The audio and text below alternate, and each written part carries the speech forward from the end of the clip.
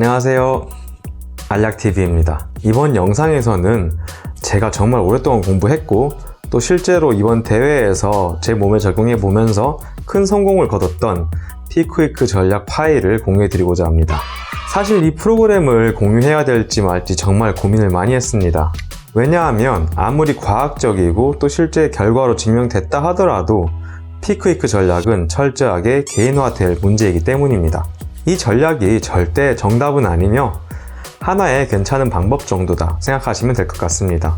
정말 정성스럽게 만들었으니까요, 끝까지 잘 보시고 본인에게 맞는 전략을 꼭 수립하시길 바랍니다. 파일 활용법 설명에 앞서 이론적인 설명을 간단하게라도 하는 것이 맞는 것 같아서 시간을 잠시 할애하겠습니다. 피크위크 전략은 대회 혹은 바디 프로필 1주 전부터 실시를 합니다. 목적은 크게 두 가지입니다. 글리코겐의 초과 회복, 피하 수분의 제거. 그 중에서 과학적으로 증명된 사실은 탄수화물 밴딩 로딩이 글리코겐 초과 회복을 이룰 수 있다는 것과 글리코겐 초과 회복이 근매스 증가에 긍정적인 역할을 한다는 것입니다. 피하 수분 제거 효과를 얻을 수 있는가와 관련해서는 아직 과학적으로 증명되지 않았습니다.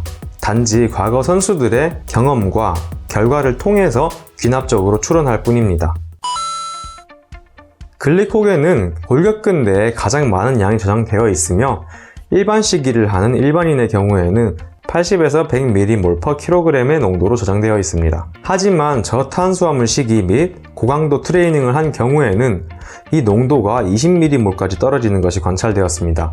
그렇다고 100%가 고갈될 수는 없습니다. 글리코겐이 고갈되게 되면 근육 내에서 글리코겐 합성과 관련된 효소의 활성이 증가하게 됩니다. 때문에 탄수화물 로딩 시 잘 훈련된 선수의 경우에는 200mmol까지 농도가 증가하는 것이 확인이 되었습니다. 거의 2배에 가까운 수치입니다. 글리코겐 로딩 시 체중이 상당히 증가하게 되는 것을 알 수 있는데요. 왜냐하면 글리코겐 1g당 수분을 대략 3g씩 붙잡기 때문입니다. 간에도 글리코겐이 대략 80에서 100g 정도 저장되어 있다고 보시면 됩니다. 이러한 수치들을 참고해서 엑셀에 안전한 체중 증가의 마지노선을 잡아봤는데요. 그러면 파일을 보면서 나머지 설명을 드리도록 하겠습니다. 우선 제가 이 파일을 만드는 데 쓴 레퍼런스들이고요. 정말 애 많이 먹었습니다. 여기 옆에 요약을 해뒀으니까 한번 읽어보시면 될 것 같아요. 그리고 밑에는 주의사항들인데요. 꼭 읽어보시고 활용하시길 바랍니다. 그럼 이제 사용법을 설명드리겠습니다. 여기 노란 부분, 그리고 주황 부분, 이 부분은 전체 직접 값을 넣어야 되는 부분입니다. 한번 넣어볼게요. 예를 들어서 제 평소 탄수화물 섭취량은 200g입니다. 자동으로 이렇게 뜨게 되고요. 그리고 탄수화물 사이클을 돌리는 경우에는 일주일 총 탄수화물량을 나누기 7해서 평균해서 넣어주시면 됩니다. 여기서 아침 공복 체중이란 아침에 일어나서 화장실 가고 나서 바로 재는 체중을 의미합니다. 항상 같은 상황에서 재는 것이 중요합니다. 이때가 중요합니다. 탄수화물 밴딩 들어가기 전 아침 꼭 넣으셔야 돼요. 제가 63.4였어요. 그리고 탄수화물 밴딩 두 번째 날 아침에 62.6이었습니다. 3일차 때 62.5. 체중이 지속적으로 감소하고 있죠. 글리코겐 밴딩이 잘 되고 있는 겁니다. 그리고 밴딩 끝나고 탄수화물 로딩이 들어가는 첫날 체중, 이 굉장히 중요합니다. 이거 꼭 넣으셔야 돼요. 근데 이 값까지 넣게 되면 안전한 체중 증가라는 마지노선이 생기게 됩니다. 이거에 대해서 잠시 설명을 드릴게요. 밴딩 첫날 D6입니다. 제 체중이 63.4였어요. 그리고 로딩 첫날 D3 때 제 체중이 62.4였어요. 이때 1kg가 빠졌는데요. 아까 설명한 내용이 혹시 기억나시나요? 여기서 1kg 빠진 것 중에 간 글리코겐과 물이 빠진 게 360g이라고 가정합니다. 그리고 나머지를 근 글리코겐과 물이 빠진 것으로 가정합니다. 로딩을 하게 되면 간 글리코겐과 물은 그대로 초과 회복 없이 360g이 증가하게 됩니다. 그리고 나머지 체중 증가를 근 글리코겐으로 초과 회복을 할 수 있습니다. 빠진 것에 대해서 2배까지는 안전합니다. 사실 이게 전체 글리코겐 저장량의 2배는 아니잖아요. 그러니까 최대한 보수적으로 잡은 것이라고 보면 됩니다. 실제로 저는 63.6까지만 찍었고요. 그리고 계측 체중은 아침에 좀 더 먹어서 64.1이 나왔습니다. 굉장히 안정적으로 로딩을 잘 했다고 저는 생각이 듭니다. 체중 증가는 이렇게 살펴보았고요. 다음에 순탄수화물량을 보겠습니다. 저는 평소에 리피드데이에 탄수화물을 100g 정도 추가해서 먹습니다. 그리고 이제 밴딩이 시작됩니다. 탄수화물은 100g, 100g, 100g 이하가 권장되는데 사실 저는 120, 106, 120 이 정도는 먹었습니다. 100g 이하는 저는 도저히 못 먹겠더라고요. 차라리 운동을 더해서 완전히 고갈시켰습니다. 그리고 D3, 이제 로딩이 시작됩니다.